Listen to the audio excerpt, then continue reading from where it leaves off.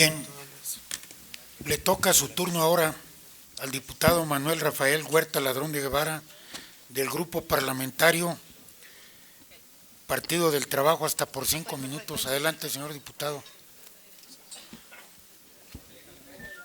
Micrófono para el diputado Manuel Rafael. Sí. Señor Korenfeld Federman,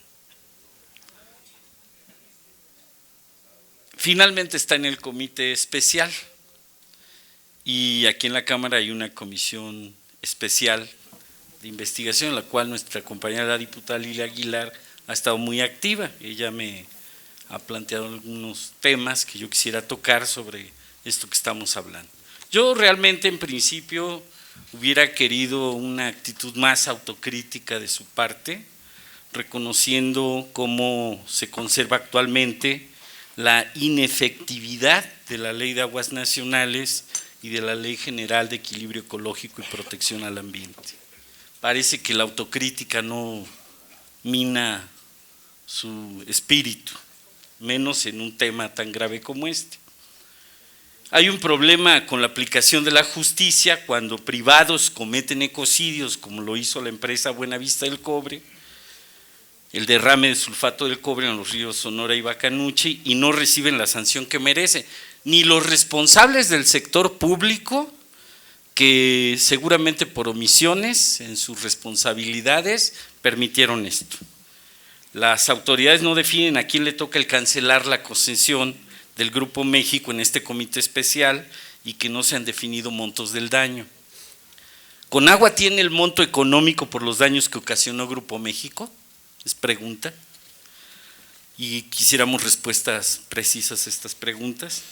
Recientemente el secretario de Economía declaró que existe fundamento legal para mantener la concesión a Grupo México para explotar la mina de Cananea. ¿Puede explicarle a los mexicanos y mexicanas, y en especial a los sonorenses, qué más debe de hacer Grupo México para recibir esta sanción, el retirarle la concesión? Otra pregunta, ¿por qué si no existe una evaluación de los daños del derrame de 40,000 metros cúbicos de sulfato de cobre, entre otros, al río Sonora, sigue operando la minera Buenavista del Cobre del Grupo México? Y le reitero que esto no se hizo, y es obvio, en un solo día. Y eso desde mi punto de vista incrimina a diversas áreas del gobierno federal, probablemente al área que usted también dirige, entre la Semarnat, Profepa y otras. Es decir, yo he criticado que ese informe de la Comisión Especial de la Cámara sea sesgado en esta parte.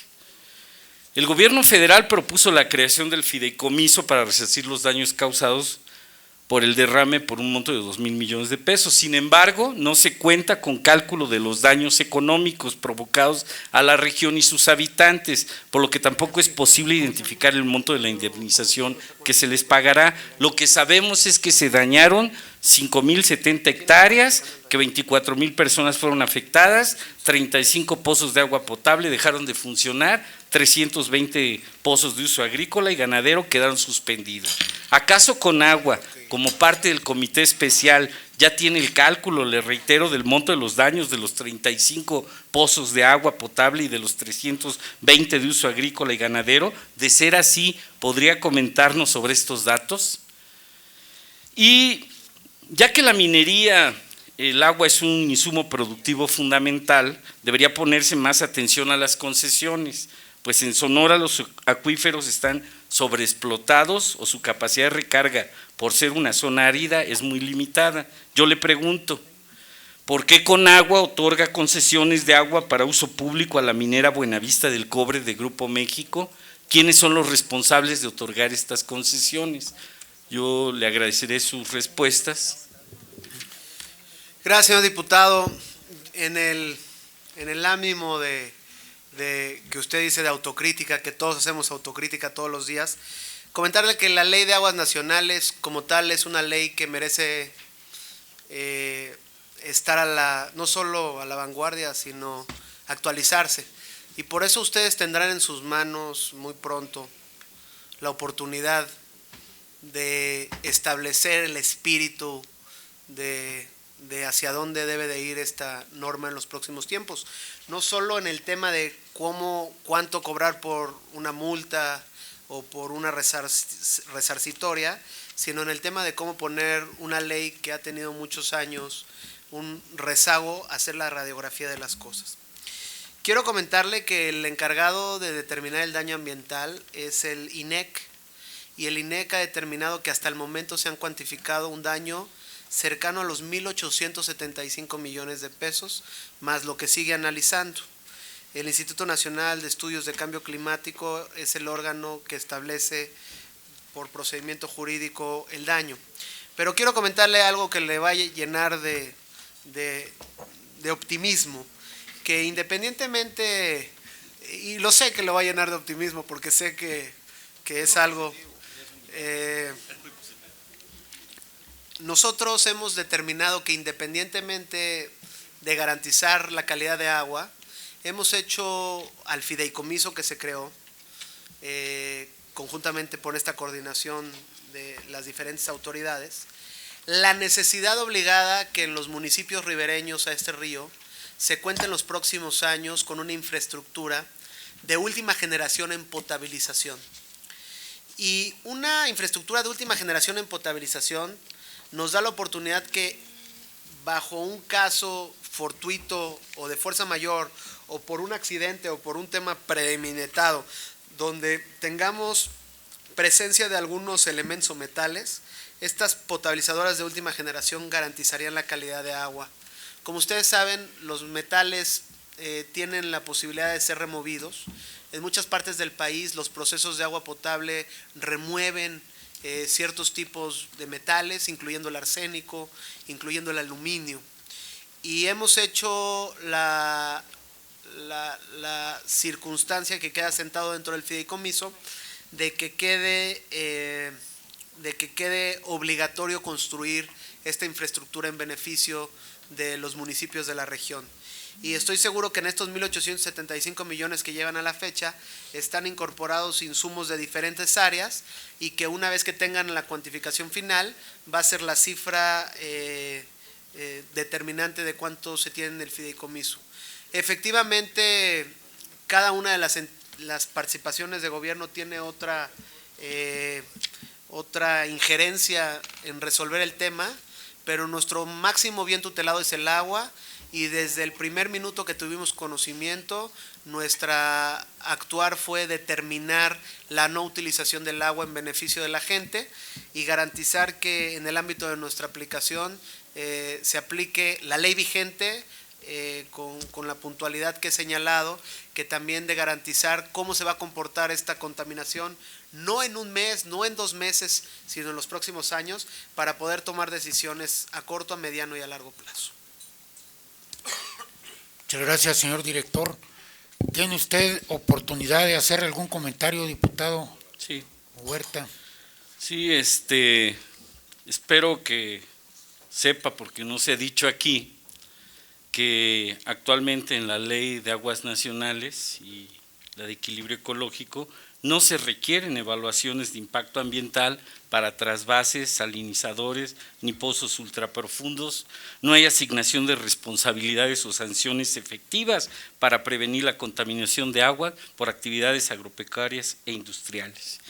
Y tememos, porque ya se hizo en otra parte, que se concesionen aguas nacionales para la fracturación hidráulica, para extracción de gas vía destrucción de acuíferos. Sin una evaluación de impacto ambiental, la empresa y la Conagua estarían a cargo del monitoreo de posible contaminación por fuentes de agua. Y obviamente nuestro optimismo está en los ciudadanos, en la sociedad, no en el gobierno. En el gobierno tememos que no van a buen puerto, el actual.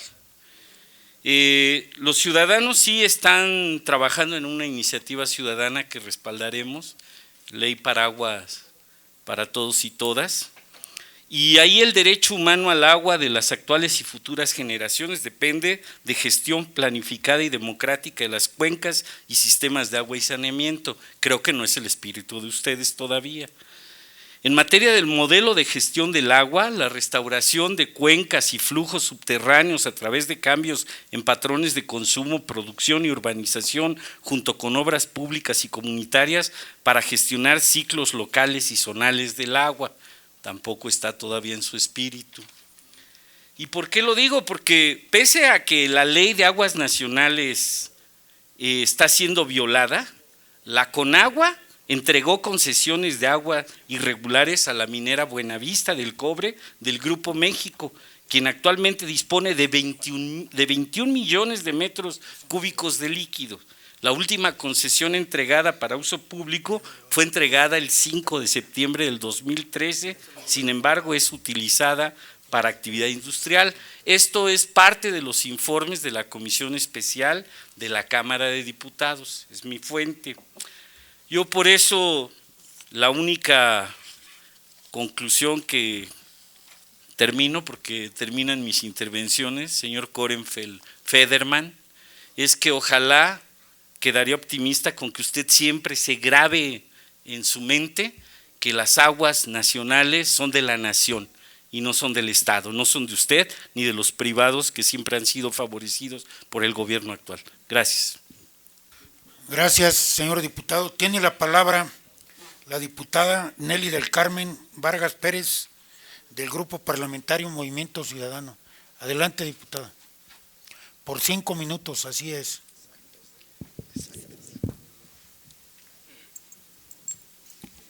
Gracias, señor presidente. El Servicio Meteorológico Nacional es el organismo encargado de proporcionar información sobre el estado del tiempo a escala nacional y local en nuestro país, el cual depende de la Comisión Nacional del Agua. A través de 79 observatorios meteorológicos, 16 estaciones de radiosondeo, 13 radares meteorológicos distribuidos en el territorio nacional y una estación terrena receptora de imágenes del satélite meteorológico GOES-8, difunde información al Sistema Nacional de Protección Civil de la Secretaría de Gobernación, a la Secretaría de la Defensa Nacional, a la Secretaría de Marina, a la Secretaría de Medio Ambiente y Recursos Naturales, a las gerencias de la Comisión Nacional del Agua, a Petróleos Mexicanos, a la Comisión Federal de Electricidad, a la Secretaría de Comunicaciones y Transportes, a Turismo, a Salud, al DF y a los estados, a universidades e instituciones educativas de todos los niveles, a medios masivos de comunicación, a empresas de todo tipo, laboratorios, químicos, hospitales, aseguradoras y al público en general. Derivado de lo anterior, debemos mencionar qué es la información que proporciona a la Comisión Federal de Electricidad la que retoma relevancia, debido a que la Comisión Federal de Electricidad utiliza los datos proporcionados por el Servicio Meteorológico para dividir las tarifas domésticas en 1, 1A, 1B, 1C, 1D, 1E, 1F y de alto consumo, dependiendo de las temperaturas medias mínimas en verano, con rangos que oscilan entre los 25 grados centígrados para la 1A hasta 33 grados centígrados para la 1F. El problema radica en el que el Servicio Meteorológico Nacional no contempla las diversas condiciones atmosféricas, además de la temperatura que influyen directamente en el consumo de electricidad, como la altitud sobre el nivel del mar, la altitud geográfica y la humedad, la cual divide a las regiones en húmedas, subhúmedas y muy secas. Lo preliminar perjudica de mayor manera a aquellos estados y municipios en los que, debido a las altas temperaturas, el consumo de una mayor cantidad de electricidad no representa un lujo, sino una necesidad. Por lo preliminar, resulta menester preguntar, ¿cuáles son los factores que se utilizan en la medición del clima que el Servicio Meteorológico Nacional proporciona a la Comisión Federal de Electricidad para dividir en regiones tarifarias a nuestro país? ¿Qué otros criterios se podrían utilizar para crear un esquema mucho más justo y accesible para las regiones donde las temperaturas obligan a un consumo mayor al promedio, como Tabasco? ¿Qué soluciones alternas existen para lograr una medición mucho más precisa? En un país como el nuestro, en el que de 1999 al 2012, el precio promedio a nivel nacional de kilowatt hora registró un incremento de 260% contra 82% de incremento en el índice nacional del precios al consumidor y en el que el costo de la electricidad para uso industrial se ubicó en el 2010 en un promedio de 10.4 centavos de dólar por kilowatt. Indicador superior a la tarifa para este mismo servicio en países como Noruega, Estados Unidos, Canadá, China, Taipei, Finlandia, Suiza y Suecia. Mejorar el esquema actual no solo es deseable, señor director, sino urgente. Para conseguirlo, es necesario el esfuerzo integral de todas las dependencias involucradas, incluyendo al Servicio Meteorológico Nacional, organismo dependiente de la Comisión Nacional del Agua. Gracias, diputada. Comentarle que los parámetros entregados para todas las dependencias, en el caso de la CFE, no constituyen ningún elemento para la toma de decisión de las tarifas y las divisiones del país de acuerdo a la información proporcionada. Como Servicio Meteorológico Nacional, nuestras 385 estaciones meteorológicas y las 1.400 que tenemos de las diversas alianzas, incluyendo UNAM, Zagarpa, INIFAP, Protección Civil y las estatales, es exclusivamente para establecer pronósticos de lluvia y las temperaturas que tiene un día y pronosticar el clima de las próximas horas. Lo que utilizan las otras dependencias para su criterio es un tema que desconozco para efecto de cómo determinar la tarifa, y lo que nosotros estamos tratando de hacer es garantizar que el ciudadano y que todos los usuarios del sistema tengan información de las condiciones de las próximas horas para poder tomar sus decisiones, pero no constituyen un efecto. En lo que tenemos relación con CFE es en el tema eminentemente del manejo de infraestructura conjunta, y para eso le mandamos los temas meteorológicos, principalmente para toda la infraestructura que manejan ellos como cuerpos de agua, pero no para la determinación de las tarifas, que su mecanismo lo ignoro porque no sé cómo se establece la tarifa que establece cada uno para cada entidad federativa. Muchas gracias, señor director. Se le pregunta a la diputada Nelly del Carmen si desea hacer algún comentario. Me quedan 3 minutos adicionales, presidente. Efectivamente, tiene usted derecho a esos 3 minutos de acuerdo al Bien, formato. quiero aprovechar este espacio para tocar otro tema con el doctor David Korenfeld.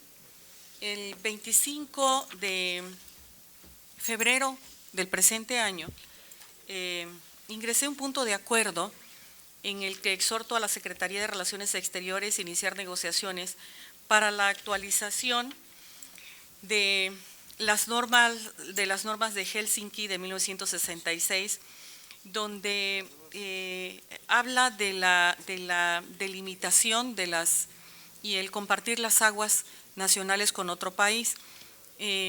Aquí identificamos que México, y específicamente la frontera que tiene Tabasco con Guatemala, el convenio con el país de Guatemala no estaba actualizado, y eso corría un riesgo importante.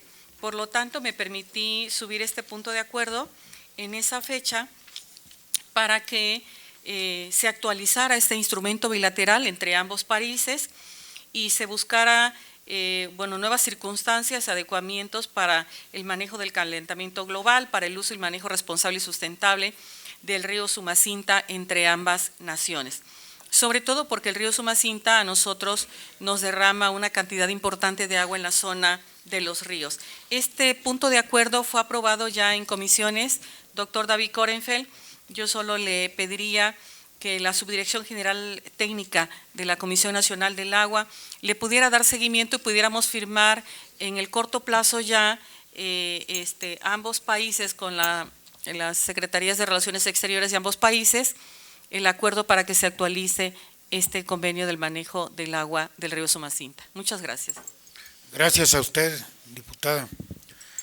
Me place otorgarle la palabra a la diputada Lourdes Adriana López Moreno, del Grupo Parlamentario del Partido Verde Ecologista de México, hasta por 5 minutos exactos. Lo más exactos posibles, presidente. Bienvenido, doctor Korenfeld. Coincidimos completamente de que el agua, como el elemento más importante para la vida en nuestro planeta, debe ser valorado y cuidado como el mayor tesoro que la naturaleza nos ha dado. Sabemos que la administración del presidente Peña Nieto se ha propuesto un objetivo muy claro respecto al tema del agua: convertirse en un ejemplo de responsabilidad y adecuada gestión, destacando las diferentes acciones que para tal designio han planteado. Recientemente tuve el honor de participar en la Cumbre del Clima en Nueva York, donde el titular del Ejecutivo Federal plantó, en el marco de su visita a la sede de la Organización de las Naciones Unidas, la creación del Panel Intergubernamental del Agua, como espacio para desarrollar nuevos trabajos de readaptación que permitan estar mejor preparados ante el impacto de los fenómenos climáticos cada vez más intensos. Se expuso también la imperiosa necesidad de establecer como uno de los principales puntos de las agendas mundiales la atención al cambio climático como un compromiso de Estado. El presidente Peña Nieto señaló: los seres humanos somos la causa del cambio climático, pero también, estoy seguro, podemos ser la solución. Y no podemos estar más de acuerdo con esa aseveración.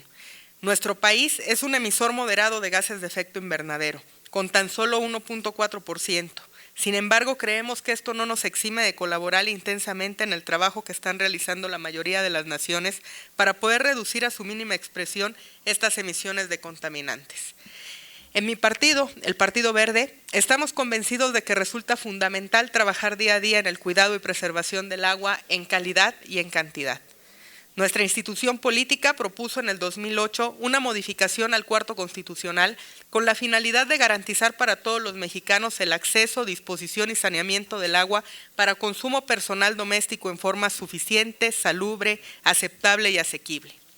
Inicialmente resulta complicada la erradicación de dicha desigualdad, en tanto sigue existiendo desinterés y falta de conciencia de la sociedad en general. Además, es indispensable la participación de todos los ciudadanos para lograr el cuidado de estos recursos, que van desde sencillas actividades que pueden ponerse en práctica en el hogar hasta la creación de proyectos innovadores encaminados a su protección. Existe también la necesidad de considerar que las inversiones en materia hídrica no deben orientarse solamente a infraestructura para agua potable y riego. De repente nos da la sensación de que con agua trabaja para entubar el agua y hacer que el agua llegue a los ciudadanos, pero hay poca inversión, poco presupuesto destinado a acciones de reforestación, que son las que nos permiten en realidad garantizar la recarga de los mantos acuíferos. No solamente se trata de cuidar que llegue el agua, sino más bien de que tengamos agua que podamos hacer llegar a los ciudadanos. De lo dicho, podemos concluir que no solo se trata de reconocer la importancia de nuestros recursos naturales, se trata de un compromiso de trabajo constante para cuidar e impulsar proyectos que se sumen al combate para la erradicación del deterioro ambiental. Por estas razones es que, derivado de lo que el presidente de la República propuso en su discurso ante la Cumbre de Jefes de Estado en Nueva York, en la que trataron asuntos relativos al cambio climático y donde específicamente planteó la creación de un panel intergubernamental del agua, me genera la duda de a qué se refiere en específico esta propuesta. Crear un panel intergubernamental del agua, ¿enfocado a qué sentido? ¿Enfocado de qué manera? Esta propuesta la hizo hace apenas una semana, menos de una semana, y me llama la atención porque han habido muchos convenios marco a nivel internacional, muchas convenciones marco con temas de biodiversidad, de desertificación, de cambio climático. Sin embargo, pues los avances no se dan de la forma que nosotros quisiéramos, y queremos ver cómo es que se plantea con la creación de este panel intergubernamental del agua, pues abonar a esas soluciones globales en el tema de recursos naturales, particularmente del recurso hídrico. Muchas gracias. Gracias, diputada. Comentarle que, como usted conoce muy bien, existe la famosa COP, la Convención de las Partes en materia de cambio climático. Y desde hace muchos años hemos estado tratando de vincular uno de los temas más importantes en la agenda del cambio climático, que son lo que es el movimiento de las condiciones de uno de los temas más importantes del cambio climático. Los gases de efecto invernadero son muy importantes, que son los temas de gran discusión histórica, que nosotros lo establecemos, y el secretario Semarnat también ha sido muy claro, mientras los países grandes no entren, todos los esfuerzos mundiales van a ser vagos. Pero el gran problema es que desde la COP de México y después la COP en Sudáfrica y después la COP en... ¿Después de Sudáfrica fue en Perú? ¿O este año es en Perú? No, estás en Perú. El año pasado en Polonia. Se ha tratado que se suba el tema del agua para hacer un tema real de cómo tienen los efectos el cambio climático. Y les voy a decir los efectos más importantes del cambio climático. 2014, el año con más, uno de los años con más ciclones tropicales en nuestro Pacífico. Más lluvia y menos lluvia. Por lo tanto, los polos cambian la cantidad de agua con lo que tienen los países. Pero aunado a lo anterior, los gobiernos encargados en la prestación de los servicios, que son los municipales, no se han preparado ni para tener menos agua, pero ese no es el gran problema, ni para tener más agua, sino el gran problema es que te cambie la calidad del agua. Y lo que hemos tratado de hacer, y el presidente hizo una propuesta a nivel internacional, es que si la COP no va a hablar de agua, que Naciones Unidas busque crear una conferencia de las partes, donde los países unan sus esfuerzos, principalmente en los casos transfronterizos, que nosotros tenemos 2 temas transfronterizos, como establecía la diputada Nelly, el Tratado Internacional de 1944 con Estados Unidos, donde recibimos agua del Colorado y entregamos por el Bravo, y los múltiples esfuerzos que se han hecho para ponernos de acuerdo en el manejo de las aguas con Guatemala en el sur, que es principalmente el río Usumacinta. Por lo que este esfuerzo de hacer una COP de agua va encaminada a que el próximo año en París, que va a ser la COP en donde se establezcan los parámetros que va a seguir los nuevos parámetros de desarrollo del milenio post-2015, el agua juega un papel predominante, y de lo contrario el presidente está haciendo un llamado a crear un órgano multinacional. ¿Y de dónde nace? Como ustedes saben, de nuestra participación internacional en otros sectores, en el panel intergubernamental de UNESCO y últimamente en los eventos multinacionales que hemos tenido con países, de la necesidad de impulsar este tema primero regionalmente como América, así lo hizo el presidente, y que seguramente se irán sumando otros países, pero necesariamente va a que el tema del agua sea considerado como un tema vital en la agenda de la conferencia de las partes, y si no se logra realizar de aquí a la siguiente, que se cree una COP que le dé seguimiento a estos temas en el futuro, que tiene que ver con efectos hidrometeorológicos, con homologar el monitor de sequía que utilizan los países. Ustedes saben, Centroamérica está viviendo una de las sequías más importantes de muchos años. El estado de California está viviendo una de las sequías más importantes en 70 años, y el tema es que somos muy vulnerables a un año a otro a pasar de la gran cantidad de agua a tener grandes problemas de sequía con los movimientos tan abruptos de la temperatura. Y también pues el tema de los océanos, ¿no?, que es un tema fundamental, que como ustedes saben, nuestro océano Pacífico está teniendo temperaturas en los últimos años superiores a las registradas, lo que hace carne de cañón a que estos fenómenos hidrometeorológicos, principalmente los ciclónicos, se fortalezcan y puedan tener fenómenos en el territorio nacional. Entonces es embonar todos los temas de agua, alinearlos, tratarlos de meter como un tema fundamental al tema del cambio climático, y si no, que en el marco de una especial se aborden esos temas multilaterales, donde la decisión de los gobiernos no está íntimamente relacionada a que 1 o 2 países acepten el protocolo de Kioto, sino que exclusivamente en el tema del manejo transfronterizo del agua, sin meternos a tema de usos, sino exclusivamente de prevención de efectos hidrometeorológicos. Hasta por 3 minutos tiene la palabra la diputada Rosa Elba Pérez Hernández, del Partido Verde Ecologista de México, para formular comentarios. Muchas gracias, diputado Camel.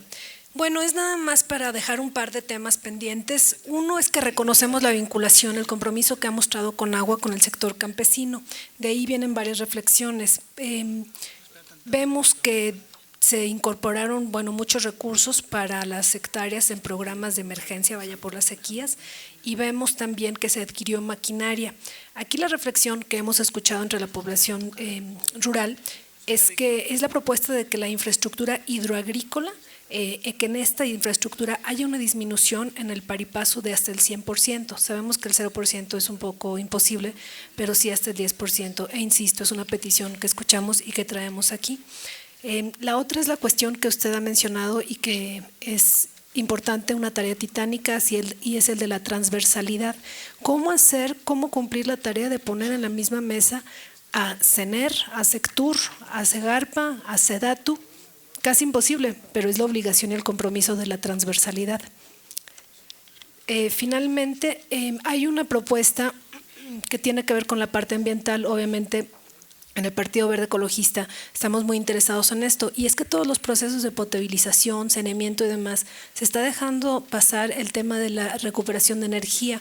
Sabemos que en estos procesos es posible recuperar algo y pues esperemos que esté por ahí.